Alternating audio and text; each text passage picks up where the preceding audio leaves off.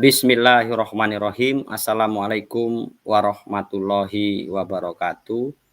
Jumpa lagi dengan saya, Johan Kurniawan SPD, Kepala Sekolah SD Negeri 1 Poncowati, salah satu sekolah penggerak angkatan pertama tahun 2021.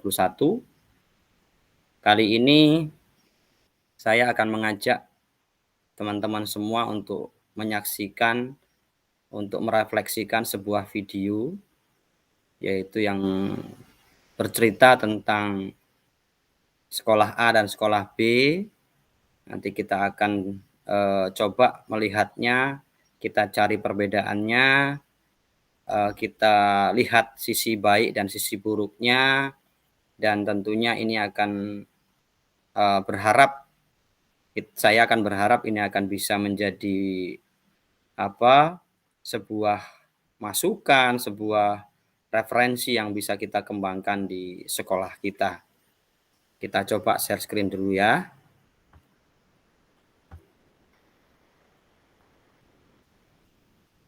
Sebentar.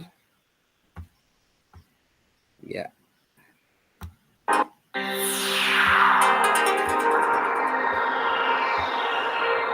Oke. Kita lihat ini dari Kementerian Pendidikan, Kebudayaan, Riset dan Teknologi ya.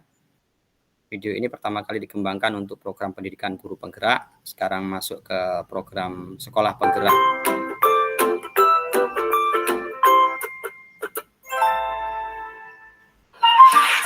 Ya, refleksi budaya sekolah.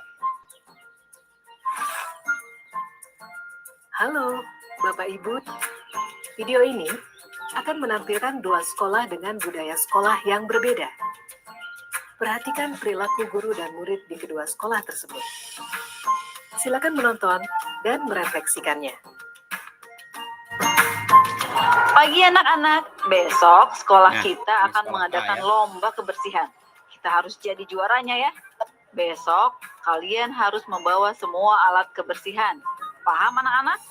Paham, Bu. Aku duluan yang pegang sapunya. Aku yang pakai dong berarti.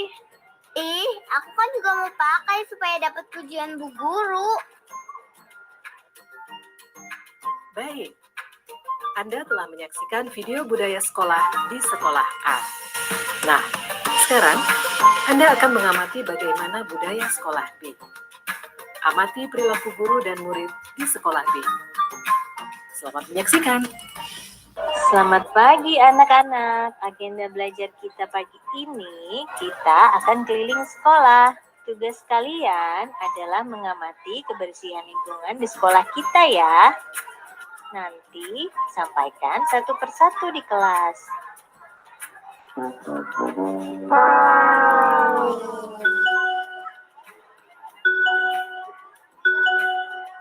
Bagaimana anak-anak? Apa yang kalian temukan di lingkungan sekolah? Ternyata sekolah kita kotor ya, Bu. Banyak sampah yang berserakan. Bagaimana ya solusinya? Bagaimana bila kita melakukan kerja bakti saja? Jangan buang sampah di jalan. Buang sampah itu di tong sampah. Oh iya, makasih udah diingatin ya.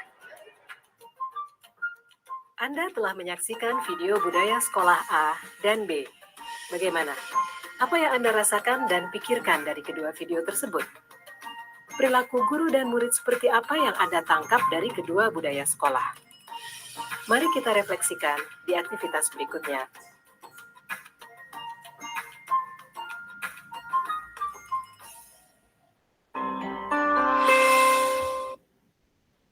Ya, itu barusan ya. Kita sudah paling tidak mengenali atau melihat guru di sekolah A dan guru di sekolah B ya, tentang kebiasaan yang sudah dilakukan di kedua sekolah tersebut.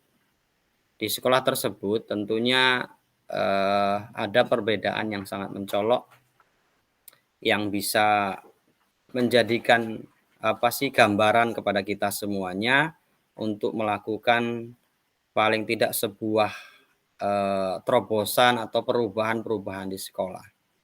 Di sekolah A, saya melihat, mungkin juga teman-teman semuanya melihat bagaimana siswa hanya mendengar apa kata guru. Jadi guru selalu menjadi penentu arah kebijakan dari pelaksanaan kegiatan di sekolah. Jadi guru hanya menyampaikan bahwasanya akan ada lomba dan lain sebagainya. Diharapkan kita diwajibkan bahkan juara dan lain sebagainya. Hal ini tentunya kurang materi pembelajarannya atau cara memberikan pembelajaran kepada siswa itu kurang berpusat pada siswa. Jadi lebih berpusat pada guru yang akhirnya hanya apa kata guru yang menimbulkan anak kurang kreatif, bahkan anak berpikirnya bagaimana kalau saya menyapu itu biar dipuji sama ibu guru atau bapak guru atau seperti itu. Hal-hal itu terjadi ketika memang anak tidak bekerja atau tidak berkarya atas inisiatifnya, atas karyanya, atas ketulusan dari hatinya. Nah, jadi di kelas A tadi hal-hal yang saya tangkap itu. Tentunya ini akan menjadi sebuah hal yang buruk ketika ini diteruskan. Sedangkan di kelas B, di sekolah B, seorang guru memberikan stimulus ya, rangsangan kepada anak-anak, memberikan paling tidak clue, bahasanya kita mensurvei lingkungan gitu kan, menilai lingkungan sekolah kita seperti apa. Dengan antusias karena anak-anak merasa dilibatkan dalam pemanfaatan atau diskusi atau paling tidak pembahasan itu, maka anak-anak tentunya punya inisiasi atau paling tidak kreatif mereka terbangun.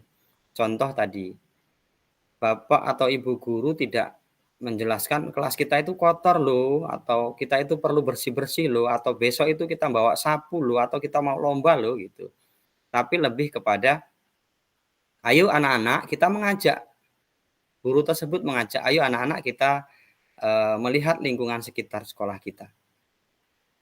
Terus guru memberikan sebuah pertanyaan paling tidak yang merangsang siswa itu untuk kreatif, untuk mengeluarkan jawaban-jawaban dari pemikirannya atau dari apa yang dia lihat.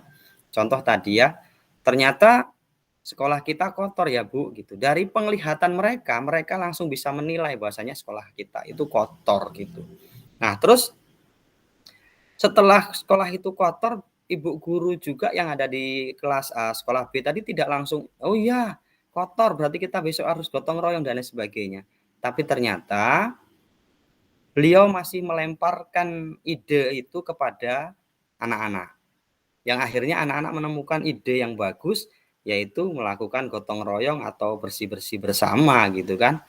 Nah, itu sebuah hal yang timbul dari pola pikir anak yang masih memang kita arahkan segala sesuatunya bermuara kepada anak.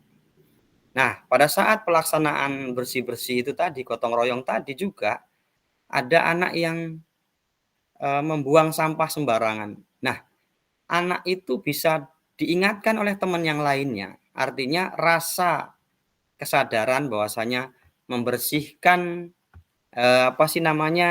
sekolah, menjaga kebersihan sekolah itu adalah tanggung jawab kita bersama.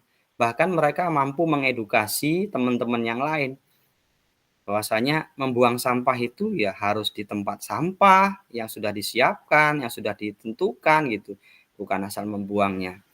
Hal itu sangat bagus sekali untuk pembentukan karakter di sekolah. Dan ini sebenarnya bisa kita wujudkan ya. Bisa kita wujudkan tanpa kita harus memaksakan anak harus belajar nyapu, kamu harus nyapu, harus ini dan lain sebagainya.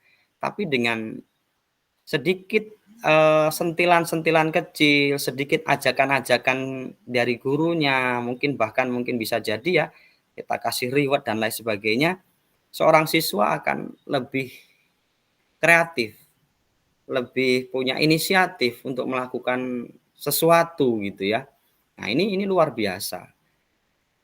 Pembelajaran yang sudah berpusat pada siswa membuat anak lebih suka, bahkan ekosistemnya ini akan terbangun dengan baik ketika hal itu bisa kita lakukan. Nah, saya berharap ini juga bisa kita lakukan di tempat kita masing-masing. Ayo, mari kita mengedukasi diri kita sendiri, untuk siswa kita, untuk anak-anak kita, untuk sekeliling kita. Karena berbagi kebaikan, berbagi sebuah hal yang memang bermanfaat untuk orang lain, ini sangat-sangat dianjurkan bahwa bahkan ini akan membawa sebuah kebaikan-kebaikan yang lain yang akhirnya akan membawa pahala yang besar untuk kita.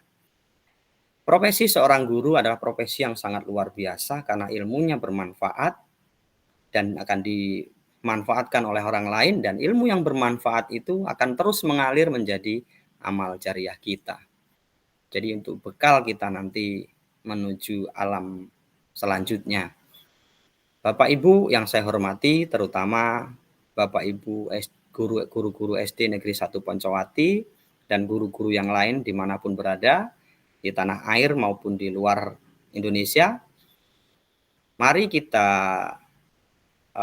buka wawasan kita bahwasannya kebaikan harus kita perjuangkan, kebaikan harus kita biasakan. Mari jaga lingkungan kita, jaga kebiasaan-kebiasaan baik, terus mari kita saling praktik baik, sampaikan praktik-praktik baik kita agar orang-orang lain itu bisa menerima kebaikan-kebaikan kita. Jangan ragu, jangan merasa risih ketika ada orang berbuat baik. Itu saja mungkin yang bisa saya tarik kesimpulan dari pembelajaran yang video yang barusan. Kurang dan lebihnya saya mohon maaf. Saya akhiri, billahi taufik wal hidayah. Wassalamualaikum warahmatullahi wabarakatuh.